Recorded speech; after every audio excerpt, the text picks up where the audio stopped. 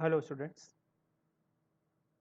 welcome to the new chapter in our lecture series of computer networks. Today we will learn about cryptography. The topics that we will cover in this lecture will be what is cryptography, categories of cryptography, keys which are used in cryptography, and what are different traditional ciphers. So let's start. First one, first thing, what is cryptography?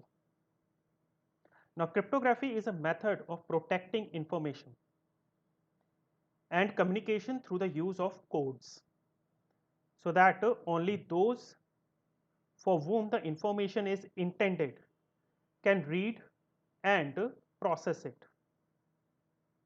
In other words, cryptography ensures the confidentiality of the message that is being sent from one node to another. Now, what does cryptography simply means? The term, the prefix crypt means hidden or a vault, and the suffix graphy stands for writing. So, what it means as a hidden writing. Now, what are the components of cryptography? As already told, it is used for hiding the message, or you can say maintaining the confidentiality of a message while it is in transit from one node to another. It can also be used while it is stagnated, that is inside a single system. But as we are learning the network security part, we are more focused on to the method where my data is in transit, that is moving from a sender to a receiver. So, if I am going with the components, what are they? The important terms out here are the plain text. What is a plain text? That is a human readable text. Anyone can read it. It is plain English or any other understandable language. What we do with this plain text? We encrypt it, or you can say we do encryption. What is encryption? It is the change or manipulation, or we can directly say changing of the plain text into the ciphertext. What is a ciphertext?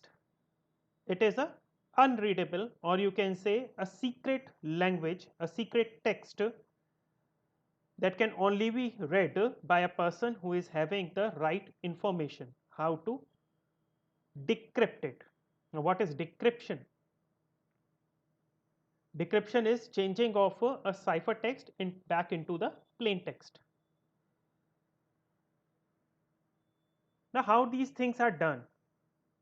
How we are changing the plain text into the ciphertext using encryption, and how we are changing the ciphertext back into the plain text using decryption. How these things are done and how these things are preserved. So, there are two ways, two famous ways, or we can say the categories in cryptography.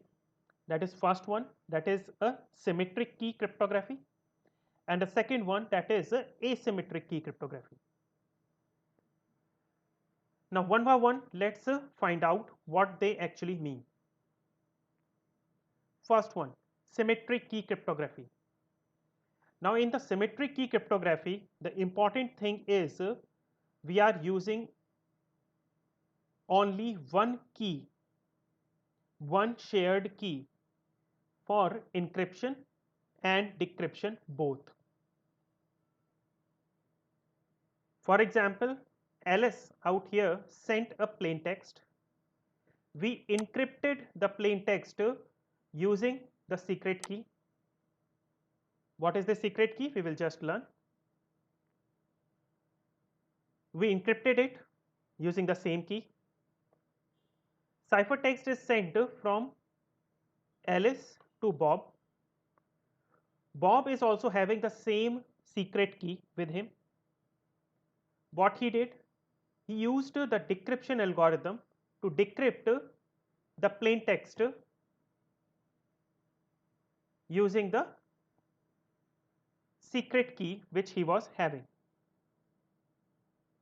In single word, if I pronounce it, in symmetric key cryptography, we use a single key for both encryption and decryption.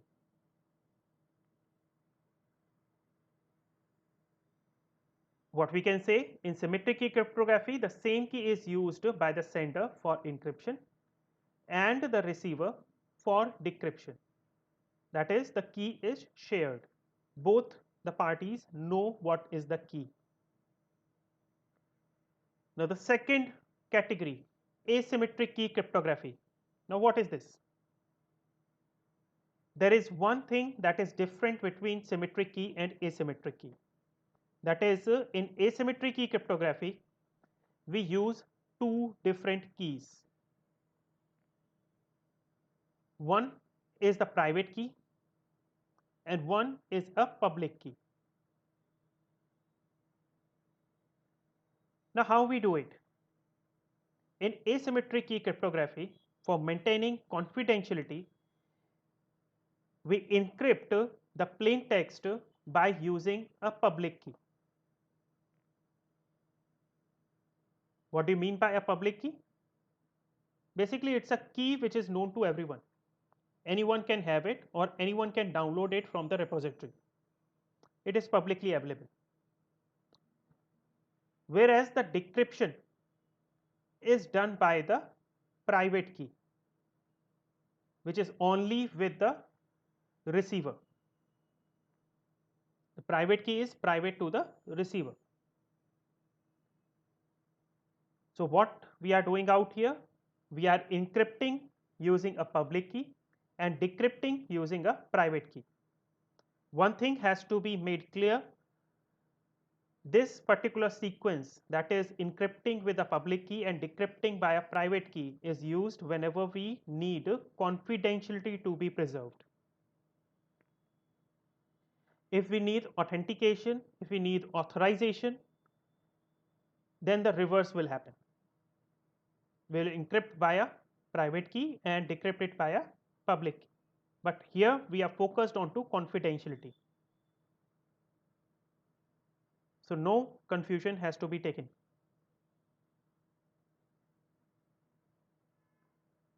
So, what is out here?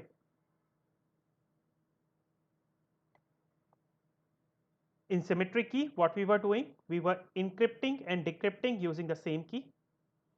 Whereas in the asymmetric key cryptography, we were encrypting and decrypting by using different keys.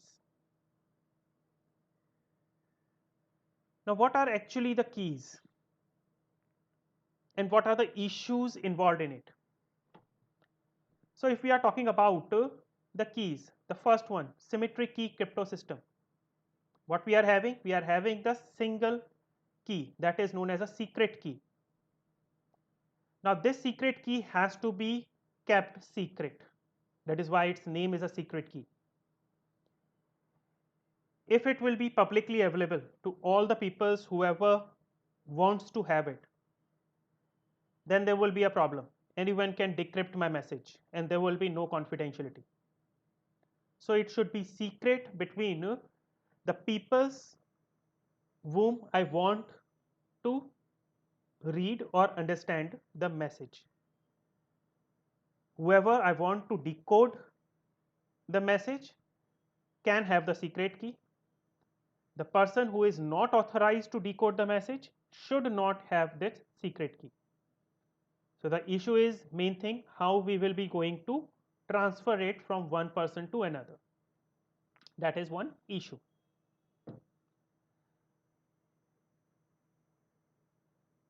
So, whenever we are having a single system, for example, in my laptop, I want to encrypt anything, I will be using this symmetric key crypto system because I do not need any kind of a transfer of these keys. Second one is asymmetric key crypto system. Now, here we are using two different keys. One is a public key using which a person is encrypting the message, and the second one is the private key using which the thing is decrypted.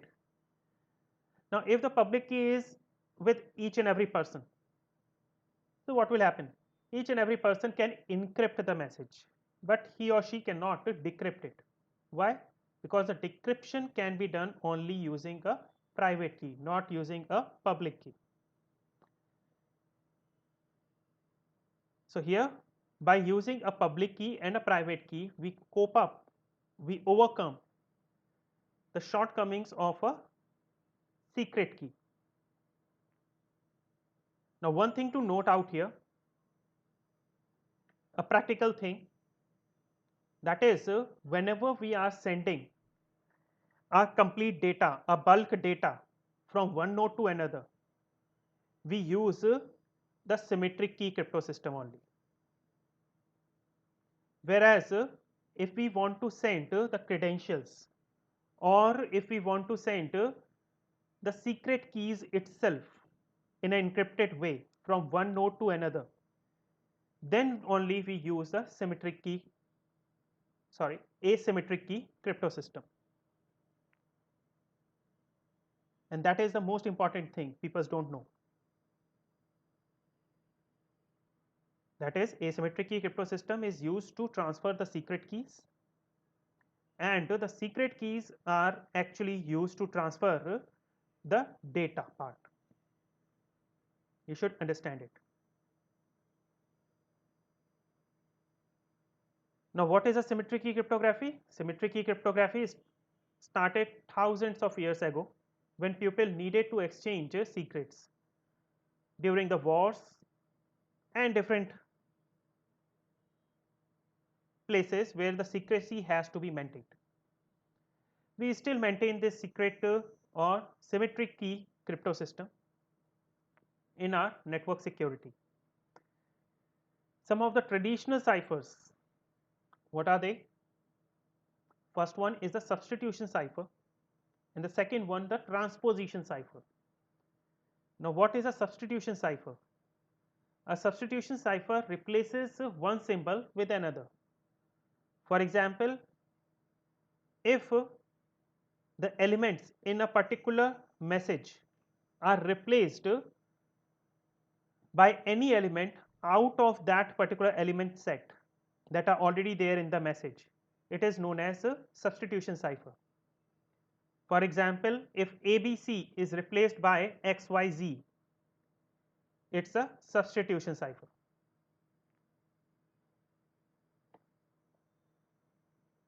Shift cipher is the most famous type of a substitution cipher, most prevalent, most historic, and an easy one. Now, what is a shift cipher? We can also call it as an additive cipher, or we can also call it as a Caesar cipher. We all know who was Julius Caesar. If I add 3 to any particular message, for example, my message is ABC, and I add 3 to A, I add 3 to B, and I 3 to C, then what will happen? The A will shift thrice. Now, A will become D, B will become E, and C will become F. Now, this thing is known as either an additive cipher or a shift cipher.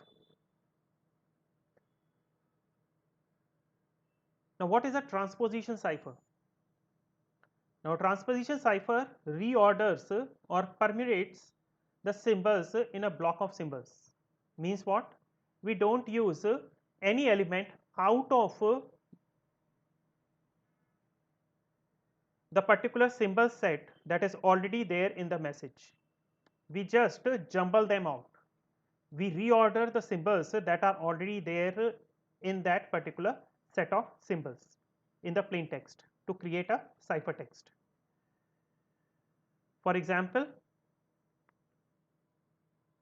we are having certain elements. What are they? 1, 2, 3, 4. Whichever element is there, we will encode them. How?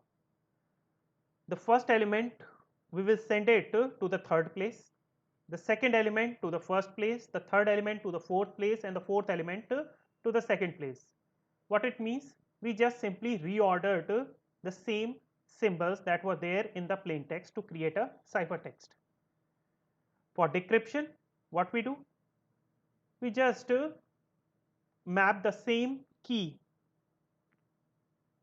back to the main order, and we get back our plain text. Now this was a transposition cipher.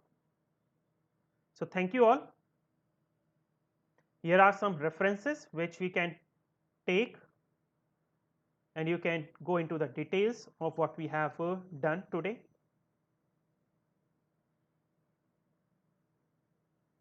Thank you and have a great day.